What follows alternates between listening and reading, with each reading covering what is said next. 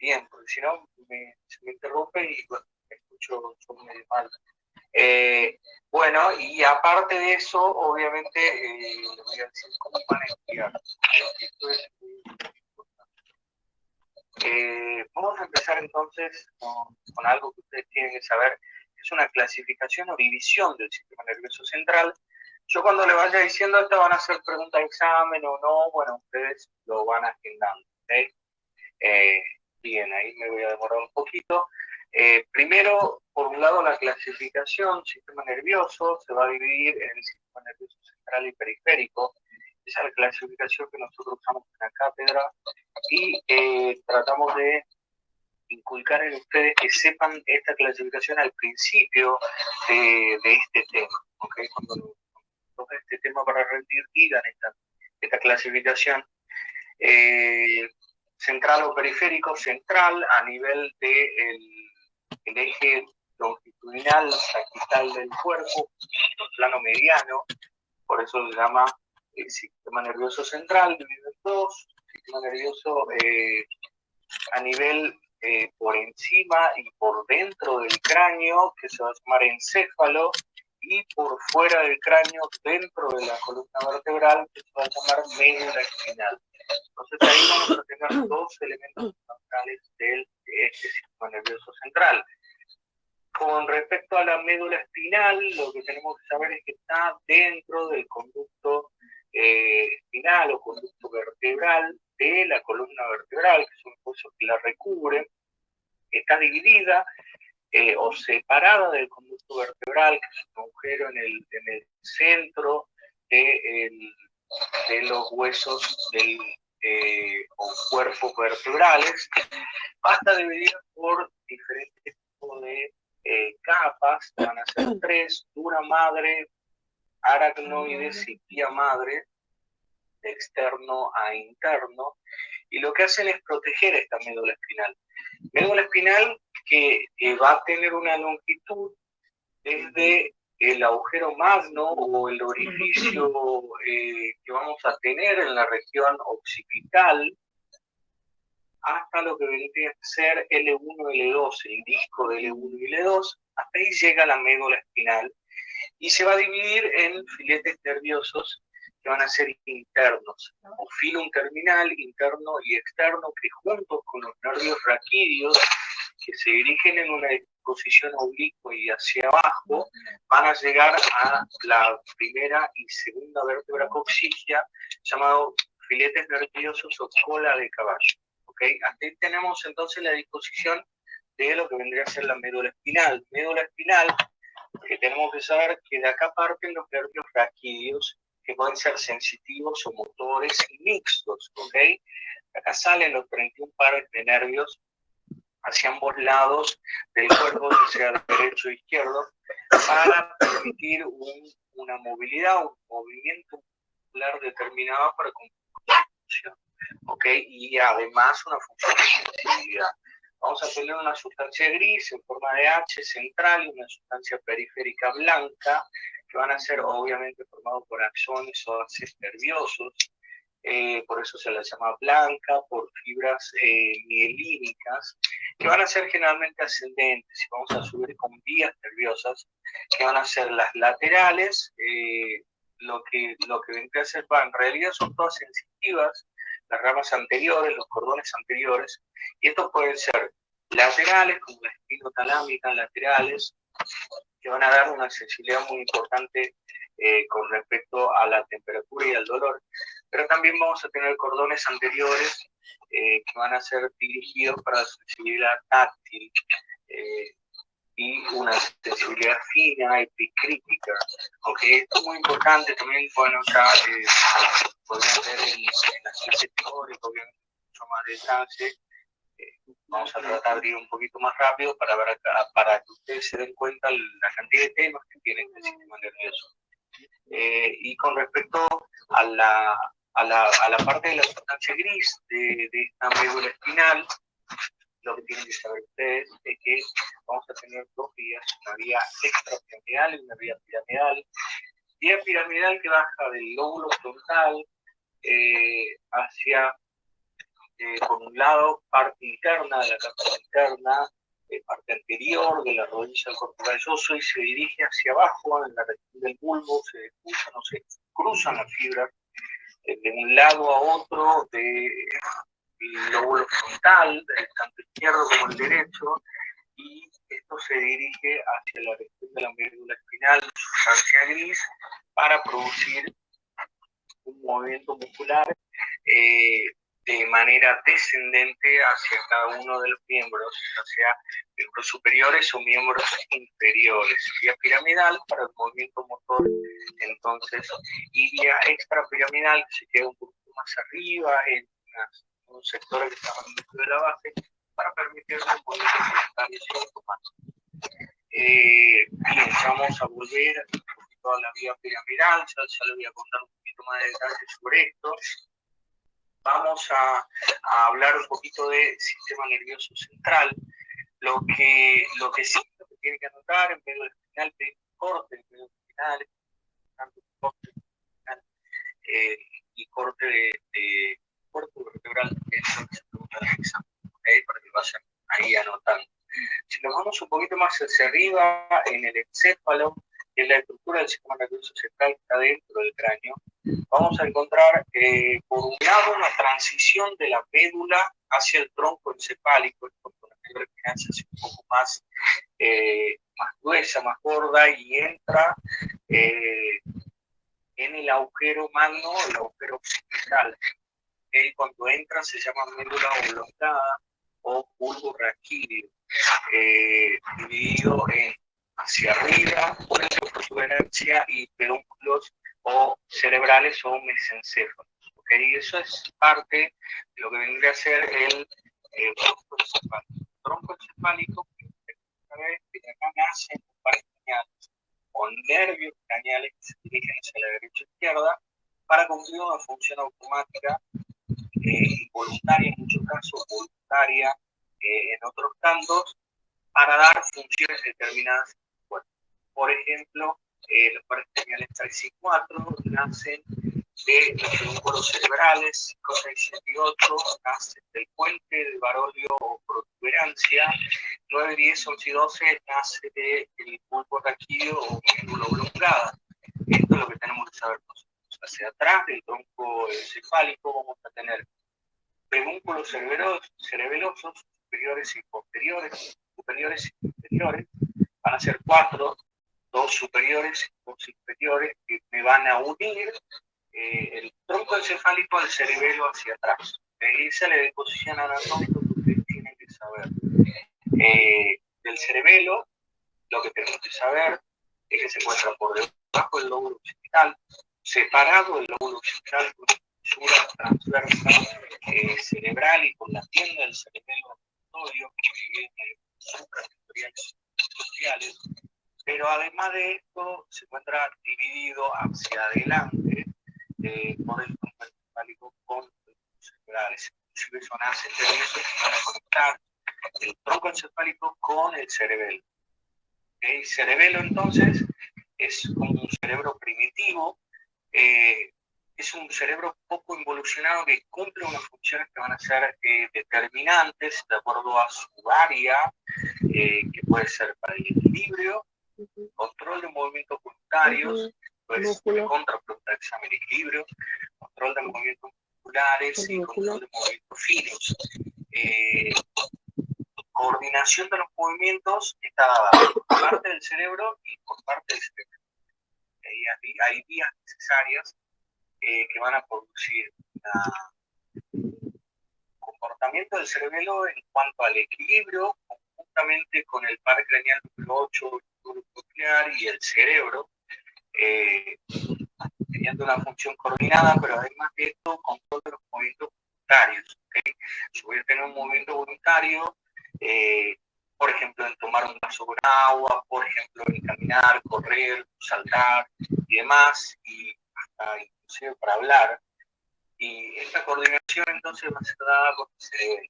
¿Okay? Movimientos finos, movimientos, por ejemplo, en prender un fósforo, movimiento, por ejemplo, de escribir, movimiento de coordinar el habla. Esto es necesario realizarse por la acción normal del cerebelo. ¿Okay? Esto es el examen.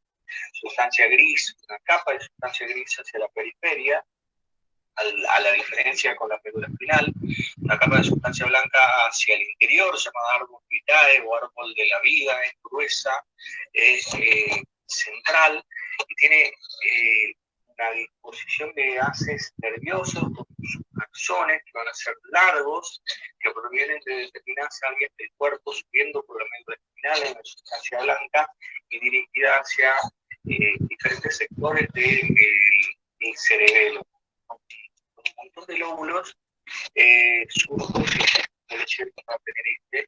para ser el encargado de esas tres funciones van a ser innegociables y examen. Si nos vamos un poco más hacia arriba, vamos a tener el diencéfalo. Por un lado diencéfalo y por otro lado cerebro con ventrículos laterales. Ya vamos a hablar un poquito de eso. El diencéfalo es una región media del cerebro, empieza de la base del cráneo y se encuentra por dentro y por debajo de los hemisferios cerebrales. Vamos a tener una región central del diencéfalo llamada tálamo. Esta región tálamo o región talámica es una región encargada de coordinar, de juntar diferentes tipos de acciones sensitivos y asociar acciones sensitivos y sensoriales para recién juntarlos y delimitarlos o mandarlos a diferentes partes de la corteza cerebral, con mayor especificación hacia el lóbulo parietal.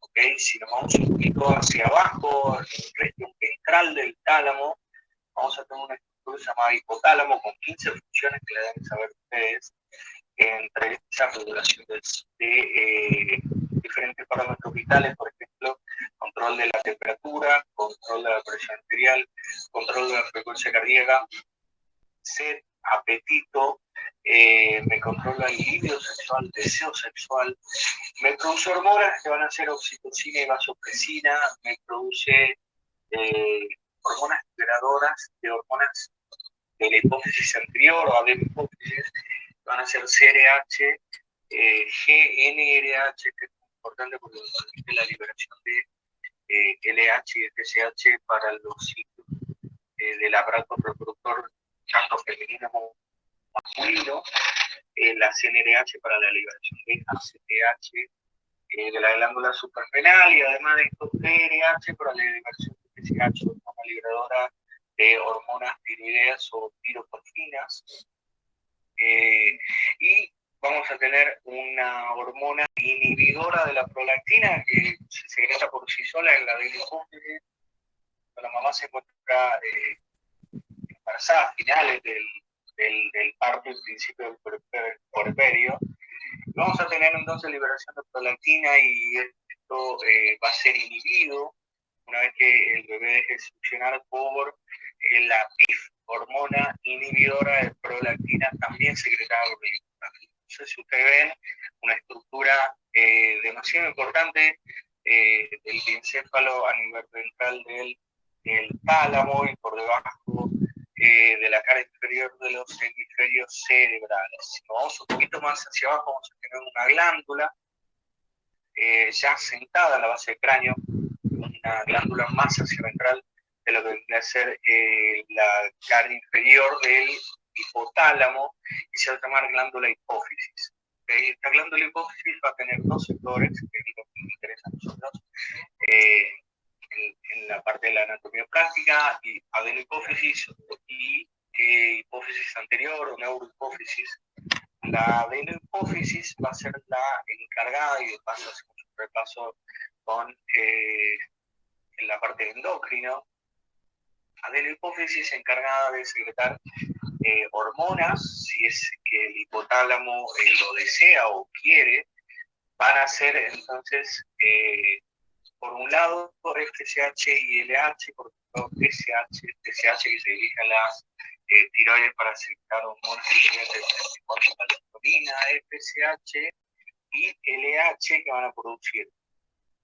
Por un lado la LH en la mujer, ovulación, en el varón testosterona por las células intersticiales de Leydig, que se encuentran por fuera de los tubos piríferos, Y la FSH, folículo estimulante. En la mujer, por dentro de ustedes, en la primera etapa del ciclo, dividido en dos, del día 5 al día 14 se secreta FSH para que pueda producir una maduración del folículo para convertir el ovocito primario en secundario e indirectamente endógeno para producir la ovulación posterior, y en el varón va a producir espermatozoides, ¿ok? En la célula de Sertoli. Voy un poquito más rápido porque ustedes han tenido la clase teórica, porque tuvieron una excelentísima clase teórica con el profesor titular, y porque ya le expliqué esto en el endocrino en las clases pasadas, hablamos un poquito al respecto de todo esto, así que bueno, vamos un poco más rápido como para que abarquemos más temas. Dicen que este es el último trabajo práctico y después ya viene el final, el parcial. Entonces, bueno, quiero abarcar muchos temas y bueno, ya estamos en casi media hora. Bien, sigamos entonces. Quiero que sepan la ACTH de la hipófisis anterior o de la hipófisis que se dirige a la glándula suprarrenal. Actúan las tres capas de la corteza de la glándula suprarrenal, esa glándula que encontraba en el polo superior y medial de los riñones, bien, retroperitoneales, sobrevivientes, y actuaban en este sector para producir en la corteza y en la médula espinal diferentes sustancias. En la médula, noradrenalina y adrenalina, y para activar el sistema nervioso simpático, y lo que sería la corteza, cortisol y andrenostenediona, que son análogos de la testosterona, y el otro es un corticoide endógeno, sería para con efecto antiinflamatorio, analgésico, antialérgico e inmunosupresor. También produce un aumento de la glucemia, de la presión arterial, entonces hay que tener mucho cuidado con las aplicaciones de dexametasona o betametazonas en un paciente que no se lo ha controlado parámetros vitales. Porque ya saben acá que es negociable eso, que es lo que produce el cortisol. Bueno, continuamos entonces. Hay otra hormona que se llama prolactina, ya les hablé de eso, y la otra hormona que se llama hormona de crecimiento, que va a producir un anabolismo en todo el cuerpo humano. Bien, anabolismo proteico, obviamente, de la pregunta examen. Si nos vamos un poquito a, bueno, la glándula hipófisis, se encuentra un sector llamado silla turca,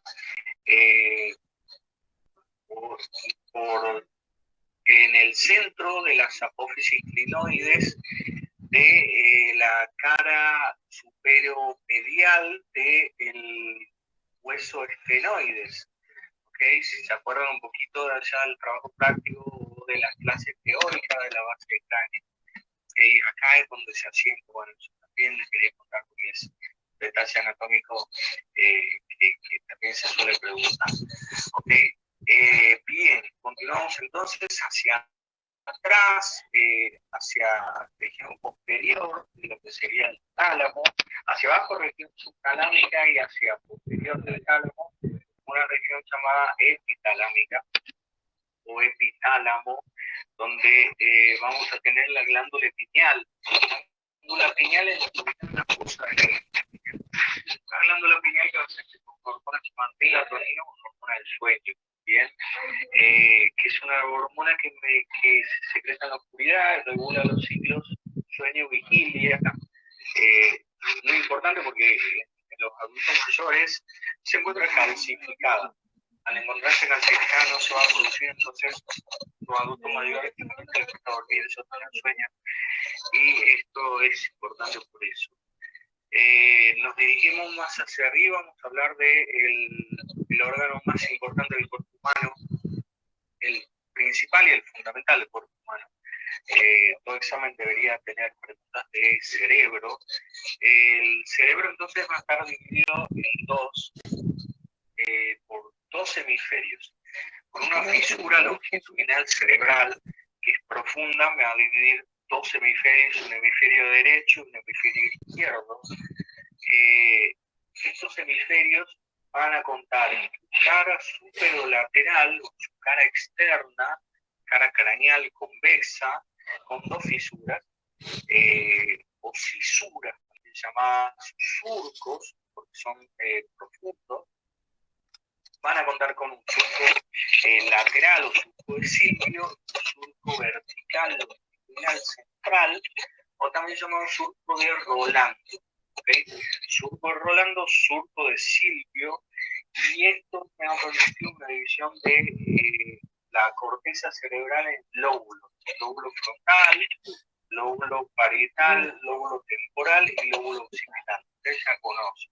Vamos a tener entonces esos lóbulos en cada hemisferio. Más al fondo de la fisura longitudinal cerebral vamos a tener un quinto lóbulo, que se llama el lóbulo de la ínsula o de la límpula. ¿Okay? Es un lóbulo bastante profundo que va a tener elementos como hipocampo, amígdala, y es sirve para, más que nada, para la memoria y para procesos de la atención. ¿Okay? El lóbulo frontal va a ser el encargado de las funciones cerebrales superiores, todo lo que eso conlleva. Además de esto, coordinación de movimientos voluntarios en un determinado sector del lóbulo frontal, que va a ser desde el surco, Rolando, el surco central, hacia adelante. Un giro o fisura precentral. ¿Okay? Si nos vamos hacia atrás de esos surcos, va a quedar delimitado, hacia atrás y hacia arriba, va a quedar delimitado el lóbulo parietal. El lóbulo parietal que va a tener por un lado una gran área en la parte sensitiva. Tiene un área que se llama área de asociación sensitivo-sensorial, un área de la percepción. Acá es donde llegan todas las vías sensitivas del cuerpo humano, que pasan por el tálamo, y obviamente pasan por la médula tálamo y se dirigen a este sector para generar este tipo de asociaciones. Pero además de esto vamos a tener un área que se llama área de Wernicke, un área sensorial del labio. Y esto suele ser pregunta de examen. Si nos vamos hacia abajo, entonces va a quedar delimitado un lóbulo llamado lóbulo temporal. Este lóbulo temporal va a tener, acá se va a hacer consciente la audición. Va a tener diferentes áreas, 3 áreas. En el área más chiquita del lóbulo temporal se va a hacer consciente la audición. Esto es pregunta de examen. Y en el lóbulo occipital se va a hacer consciente la visión. Es el lóbulo de la visión, es el polo externo o el polo extremo posterior de los hemisferios cerebrales. Es mucho más grueso y más grande que el lóbulo frontal, y acá es donde se hace consciente la visión. Okay, acá es donde llegan los nervios ópticos, tanto derecho como izquierdo, para permitirme eso. Importantísimo entonces saber, esto es pregunta de examen también, saber cada una de las funciones de los lóbulos. Vamos a tener sustancia gris periférica y sustancia blanca interna.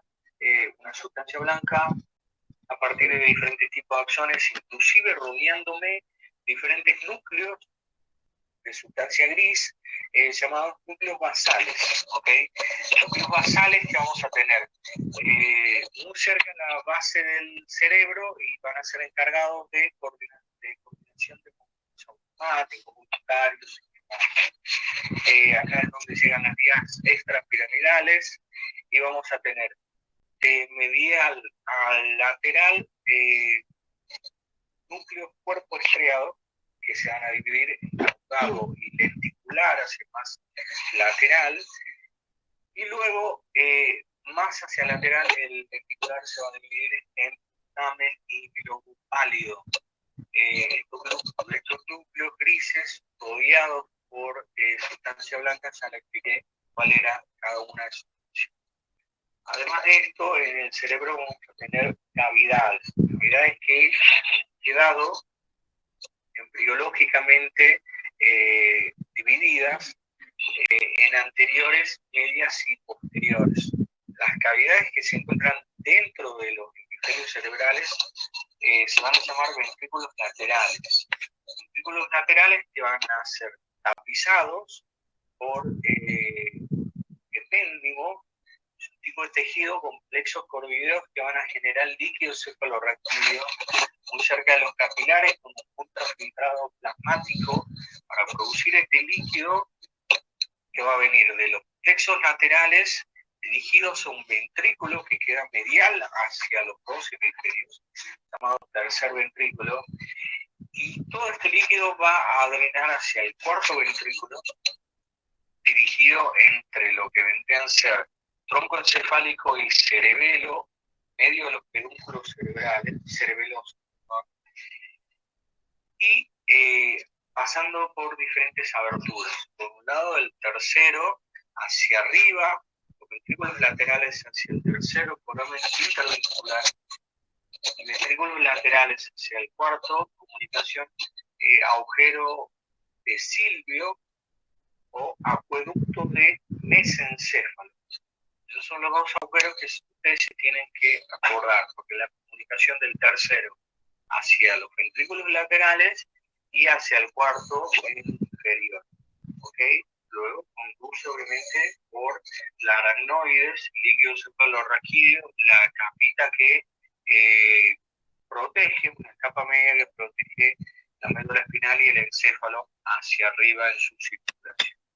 Y líquido cefalorraquídeo que es bastante importante para la amortiguación de golpes, para la protección del encéfalo espinal, y para poder producir una presión que sea adecuada para el mantenimiento de estas áreas nerviosas indemnes o totalmente protegidas. De este ultrafiltrado que tiene valores del plasma al 50% de su valor normal, va a ser un líquido muy importante para el mantenimiento de las funciones cerebrales superiores. Que no, claro que sí. Entonces esto es necesario que ustedes lo sepan. Listo, entonces hasta ahí hablamos casi 40 minutos de sistema nervioso central. Perfecto, ¿hasta ahí cómo están? ¿Vamos bien? ¿Se escucha bien hasta ahí? Perfecto. Sí, profesor, perfecto. Bien, Juan, bien. ¿Hay algo más que le tengo que decir a ustedes? Porque bueno, si no me tengo que poner a hablar 5 o 6 horas y tampoco es cuestión porque bueno, no los quiero aburrir, pero voy a hablar de algo que va a ser innegociable, un regalo que yo le hago para ustedes, innegociable para la parte de un examen. Siempre se preguntan en el futuro y función para 2, que lo van a saber de la manera que yo les digo, que se llama, y con esto termino, como para tratar de no aburrirlo tanto y bueno, hacer lo que estudien, obviamente, decirle que por favor traten de estudiar clases teóricas, trabajos prácticos y demás, de sistema nervioso simpático y parasimpático. Y esto quisiera que lo vayan anotando, ¿ok? Lo voy a ir diciendo más rápido también porque ya lo saben por la clase teórica, pero para el que no lo sepa lo va anotando rápido, va escribiendo y bueno, puede tener la idea al respecto de esto. El sistema nervioso simpático entonces me libera adrenalina o noradrenalina, el parasimpático acetilcolina. El sistema nervioso simpático para el estrés, sistema nervioso parasimpático para la relajación, ¿ok? Vamos a tener diferentes variables de este sistema a lo largo, son un conjunto de nervios que se dirigen a diferentes partes del cuerpo, saliendo de la médula espinal y del tronco encefálico.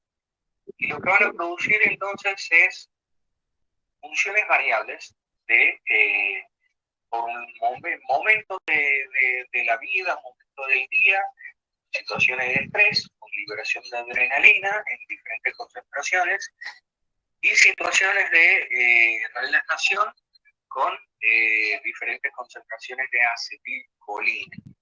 ¿Okay? Vamos a ir de arriba hacia abajo. Vamos a empezar con, por un lado, el sistema nervioso simpático va a generar en los ojos dilatación de las pupilas, y el sistema nervioso parasimpático contracción pupilar. Y esto quiere decir que es para ver mejor. ¿Okay? Vamos a necesitar la persona que está estresada, que se dice que es lucha o huida, es muy importante tener una dilatación de las pupilas para que se pueda ver mejor el campo visual. Por ejemplo, ¿okay? Obviamente contracción de las pupilas o miosis pupilar en el tema del sistema nervioso parasimpático. Con respecto a la boca, vamos a tener sequedad bucal en el simpático, porque el paciente obviamente o la persona no puede hablar, no va a tener ningún tipo de habla, por eso muchas veces se quedan callados, por el sistema nervioso simpático. Y el sistema nervioso parasimpático vamos a tener habla, muchísima habla el paciente verborrágico porque va a tener gran cantidad de salivación. A nivel de las glándulas salivales, acuérdense que era la parótida, sublinguales y submaxilares. Bien, perfecto. Nos vamos un poquito hacia abajo al sector del corazón. Vamos a tener el sistema nervioso simpático, obviamente actuando con adrenalina y noradrenalina. Vamos a tener con los receptores en el corazón, receptores de adrenalina tipo 1 y tipo 2. Vamos a tener un gran aumento de la frecuencia cardíaca con la hipertensión arterial. Esto es necesario que ustedes lo sepan también porque bueno, hay pacientes que van a tener un estrés crónico y por eso puede ser que le aumente la frecuencia, la presión arterial. A mayor contractibilidad del corazón, vamos a tener un aumento de la poscarga y un aumento de la presión arterial por la fórmula que ustedes ya conocen de presión arterial. Además de esto, vamos a tener en el sistema nervioso parasimpático un proceso de relajación vagotónico por el vago, una rama del nervio vago a nivel cardíaco, con una disminución de la frecuencia cardíaca y bradicardia y disminución de la presión arterial. Nosotros nos encontramos relajados. Vamos a tener hacia el tórax lateral en los pulmones, vamos a tener lo que vendría a ser broncodilatación con tos en el broncodilatación por un lado en el paciente con simpático y broncoconstricción con tos en el paciente con parasimpático.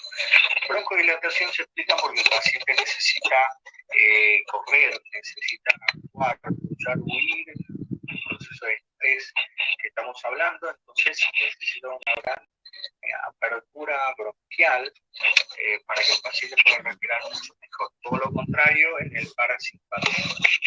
Si nos vamos más hacia abajo, vamos a tener, por un lado, a nivel de las glándulas suprarrenales, secreción de cortisol, obviamente, y a nivel de los riñones, vamos a tener un gran proceso microplasmático con una contracción de los uréteres que impide contracción del esfínter uretral, tanto superior como inferior, que impide que el paciente orine. Esto es necesario en el simpático porque, claro, no hay tiempo para orinar, así como se le explicaba que no había tiempo para defecar. El paciente que está en lucha o huida, además de disminución de la secreción de los jugos digestivos y disminución del peristaltismo intestinal, vamos a tener tiempo para defecar. Entonces, el paciente no defeca en el simpático ni orina. En el parasimpático orina y defeca porque hay un aumento de las secreciones, un aumento de los movimientos peristálticos, tanto a nivel del uréter, músculo detrusor de la vejiga, apertura de los esfínteres, tanto involuntarios como voluntarios, uretrales, superiores e inferiores, y además movimiento de los músculos circulares y longitudinales de las asas delgadas y las asas gruesas de tanto intestino delgado como intestino grueso a nivel de la parte digestiva. ¿Okay? Esto es muy necesario que ustedes lo sepan y esta es la pregunta de examen que puede llegar a venir también. Y además de esto vamos a tener, como si fuera poco, el paciente con gran contracción muscular. En el caso del simpático, paciente, esto se explica porque el paciente necesita luchar o huir, necesita una contracción muscular fuerte y potente, por eso cuando estamos estresado, con termoestrés, se lo vienen las contracturas musculares, y en el parasimpático totalmente relajado. El paciente no necesita luchar o huir, el paciente va a tener relajación muscular, y esto también suele ser pregunta de examen. Y listo, con esto me despido, con esto cierro entonces el capítulo del sistema nervioso central y el cierre de los trabajos prácticos. Espero que les haya gustado a todos, espero que estudien, espero verlos en los exámenes finales y bueno, se acuerdan un poquito de las clases de los trabajos prácticos, que les hacen un resultado muy interesante e importante. Y bueno, que tengan una muy buena jornada, muy buena vida y bueno, les deseo lo mejor en su carrera. Éxito, chicos, chicas. Muchas gracias, profesor. Muchas gracias. Que estén muy bien, hasta luego. Chao, chao. Hasta luego. Chao, chao, chao.